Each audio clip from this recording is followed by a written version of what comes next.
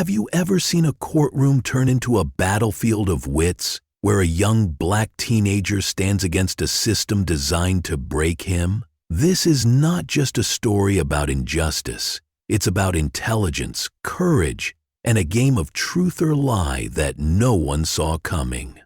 Before we dive in, if you love gripping stories like this, make sure to subscribe to the channel and let me know in the comments, where are you watching from? I'd love to see how far this story reaches. And then, it all started with silence.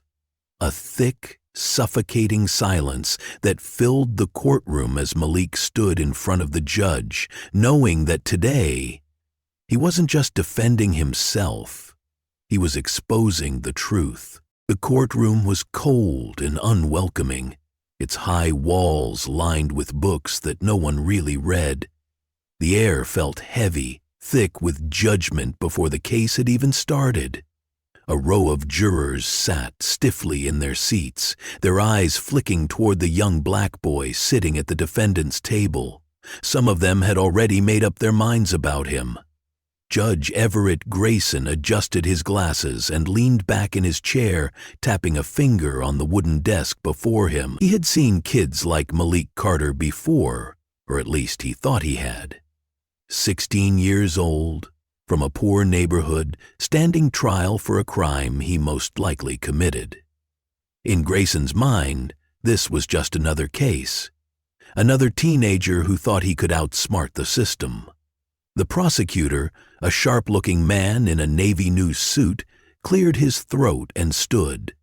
He walked toward the jury with a confident stride, his voice steady and firm. "Malik Carter is not the innocent boy he pretends to be," he said, his words slow and deliberate. "This is a kid who hacked into a government official's account, stole sensitive information, and covered his tracks like a professional criminal." Malik sat quietly, his hands resting in his lap. He didn't flinch, didn't frown, didn't show any sign of fear. He had already learned that people believed what they wanted to believe. It didn't matter if the truth was right in front of them. Malik had been here before. Not in a courtroom, but in situations where people assumed things about him before they even knew him. He grew up in a neighborhood where kids were expected to fail, where teachers sighed before calling on the black boy in class, where security guards watched him more closely than the other students at the store. But Malik wasn't like most kids. He was smart, really smart. Not just school smart, but the kind of smart that made people uncomfortable. He had taught himself law by reading old textbooks he found at a library near his home. When other kids played video games, Malik watched court trials online, breaking down arguments and picking apart evidence. His mother, Tanya, worked long hours cleaning offices, but she always told him the same thing. "Son, they'll always try to put you in a box. Don't let them." Now, sitting in the courtroom, Malik thought about those words. He wasn't afraid, but he was tired. Tired of fighting against something invisible, something bigger than him. Judge Grayson leaned forward, his voice dripping with amusement. "Mr. Carter," he said, "let's play a little game, shall we? Truth or lie." A few people in the courtroom chuckled. The prosecutor smirked. Malik remained still. The judge continued. "I'll ask you a series of questions, simple ones. You answer truthfully, and we'll see just how honest you really are." Malik didn't blink. He knew what this was. The judge wasn't interested in the truth. He wanted to catch him in a mistake, a contradiction, anything that could confirm what he already believed. That Malik was a liar, that he was guilty, that he was just another black kid trying to talk his way out of trouble. The courtroom was silent, waiting for Malik to react. But he didn't react. Instead, he nodded once and said, "Okay." The judge smirked, satisfied that Malik had taken the bait. He glanced at the prosecutor before asking his first question. "Did you or did you not have access to the government official's account?" Malik tilted his head slightly. "To find access." The smirk faded from the judge's face. A few people shifted in their seats. "You know what access means," the judge said, his voice less playful now. Malik shrugged. "If you mean did I ever physically touch his computer, no. If you mean did I ever steal his password, no. If you mean did I know how weak his security was because he used the same password for everything, then yes, but knowing something and stealing something aren't the same thing." A low murmur ran through the courtroom. The prosecutor's smirk disappeared. The judge's face stiffened. Malik folded his hands in front of him, his expression calm. "You asked me to play," he said. "Your move." The courtroom was no longer laughing. Judge Grayson straightened in his chair, his face betraying the slightest hint of irritation. The boy was too calm, too precise. It wasn't what he had expected. He thought Malik would stumble over his words, get defensive, or lash out like so many others before him. Instead, the kid was turning the game back on him. The judge cleared his throat and tapped his gavel lightly.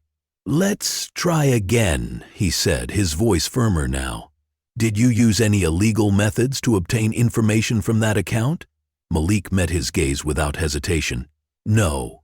The judge narrowed his eyes. No hesitation there. "You're sure?" "Yes," Malik said simply. "I didn't hack into anything. I didn't need to." The courtroom remained quiet, waiting for him to explain. Malik glanced toward his defense attorney, Mr. Bradley, who still looked a little stunned at how things were unfolding. Then he turned back to the judge. "The account wasn't secured properly," Malik continued. "The password was saved in the browser. Anyone who used that computer could see it if they knew where to look. That's not hacking. That's negligence." The prosecutor shot up from his seat. "Objection! He's trying to twist the facts." The judge held up a hand, signaling for silence. He studied Malik for a long moment before leaning back. "You seem to know quite a bit about cybersecurity for a 16-year-old. Malik shrugged. "I read." A soft chuckle came from the back of the courtroom. Someone in the audience, a white man in a suit, shook his head, amused. To them, Malik's intelligence wasn't impressive. It was suspicious. The judge laced his fingers together. "You're a smart kid, I'll give you that, but intelligence doesn't mean innocence. The prosecution has evidence against you. Witness statements. A digital trail." Malik raised an eyebrow. "A digital trail?" The judge nodded. "That's right. Your IP address was flagged as accessing the official's account." Malik inhaled slowly, keeping his frustration in check. "Did anyone check if my IP address was spoofed?" The courtroom went silent again. The prosecutor shifted uncomfortably. The judge frowned. Mr. Bradley finally spoke up, his voice cautious. "Your Honor, my client is suggesting that his device may have been framed." Malik nodded. "Or that someone else accessed my Wi-Fi. You see, it's a public network. I've reported security breaches before, but no one ever cared. Guess it only matters when it's convenient." The judge pursed his lips. The prosecutor scrambled through his papers, suddenly unsure. Malik let out a quiet breath.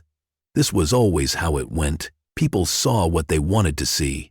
Instead, they called him a criminal. As Malik sat there waiting for the judge's next move, his mind wandered back to where it all started. He was 9 the first time he picked up a law book. It was in a dumpster behind an old university building. The pages were torn, the cover barely hanging on, but he carried it home like it was treasure. "Why are you bringing trash into my house?" his mother had scolded. But when she saw the title, her expression softened. "You gonna read that?" "Yeah," Malik had said. And he did. By 12, he was correcting his teachers when they misquoted legal cases. By 14, he was explaining to his mother why her landlord couldn't evict her without proper notice. He had always been ahead, but instead of praise, he got suspicion. Teachers accused him of cheating, Store clerks followed him around. The world had already decided what he was before he had a chance to show them who he really was. Back in the courtroom, Judge Grayson exhaled loudly, rubbing his temples. "Are you telling me the prosecution's evidence is flawed?" Malik kept his voice steady. "I'm saying you only looked for evidence that confirmed what you already believed, not the truth." The judge's fingers tightened around his gavel. The prosecutor's jaw clenched. Malik glanced at the jury. Some of them were listening differently now. They weren't sure anymore. "Is this trial about finding the truth?" Malik asked, "or proving that I'm guilty no matter what?" Silence filled the courtroom. The weight of his words hung in the air. For the first time, Judge Grayson hesitated. The silence in the courtroom was thick, pressing down on everyone. Judge Grayson shifted in his seat, his fingers tapping against the wooden bench. Malik's question lingered in the air. Is this trial about finding the truth or proving I'm guilty no matter what? For the first time that day, the judge didn't have a quick response. He had played this game with many defendants before, testing their honesty, pushing them to slip up. But this wasn't going as he expected. Malik wasn't just holding his own, he was controlling the narrative. The prosecutor cleared his throat, breaking the silence. "Your Honor, the defendant is attempting to redirect the case with speculation. We have clear evidence." Malik interrupted, his voice calm but firm. "You have assumptions, not evidence." The prosecutor shot him a glare, but Malik kept going. "Let's talk about that so-called digital trail. Did you or did you not verify if the access logs could have been forged?" The prosecutor faltered, flipping through his notes. The investigation determined." Malik leaned forward slightly. "So that's a no." A few murmurs rippled through the courtroom. Even Mr. Bradley, his defense attorney, looked surprised. He had come into this trial expecting to fight a losing battle. Now it felt like the balance was shifting. Judge Grayson exhaled sharply. "Fine, then let's test this further," he said. "Since you seem so confident, here's a question for you." The judge leaned in, eyes narrowing. "If you're as innocent as you claim, explain why your device was flagged accessing the account at the exact time the breach occurred." The tension in the room doubled. Even Malik hesitated for a second, but not because he was unsure, because he realized this was the moment where he either proved his innocence or let the system bury him. He took a deep breath. "Your Honor, let's assume for a second that I did hack into that account. If I were smart enough to bypass government-level security, wouldn't I also be smart enough to cover my tracks?" Judge Grayson's lips pressed into a thin line. Malik continued, his voice steady. "Instead, what happened? The logs conveniently show my device. My name is attached to the report, almost like someone wanted me to take the fall." The jury was listening differently now. Some of them exchanged glances, doubt creeping in. Malik turned his attention back to the prosecutor. "Tell me, did law enforcement check any other potential suspects?" Malik nodded knowingly. "That's what I thought." Then, for the first time, he turned his gaze to the audience. His eyes landed on a teenage boy sitting near the back, a white kid in an expensive suit. His face suddenly pale. He shifted uncomfortably, avoiding Malik's stare. Malik smirked, just slightly.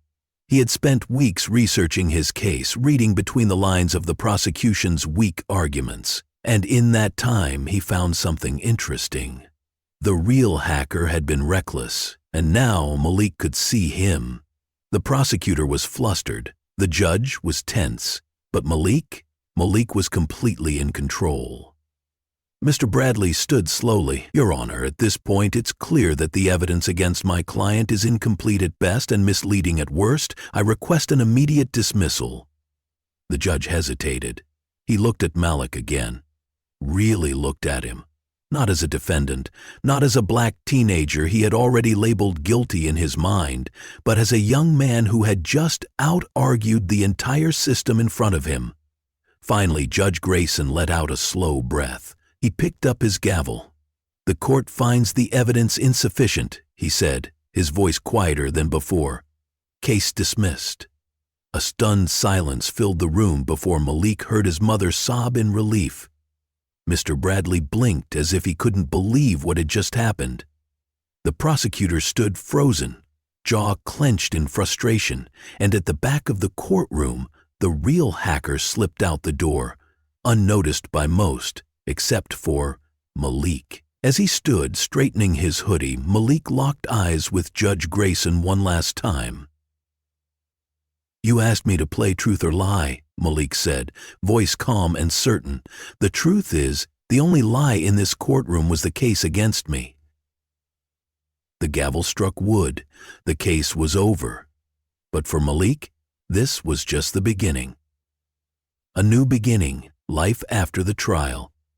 The sound of the gavel still echoed in Malik's ears as he stepped out of the courthouse. The air felt different, lighter, freer. But he knew the fight wasn't over.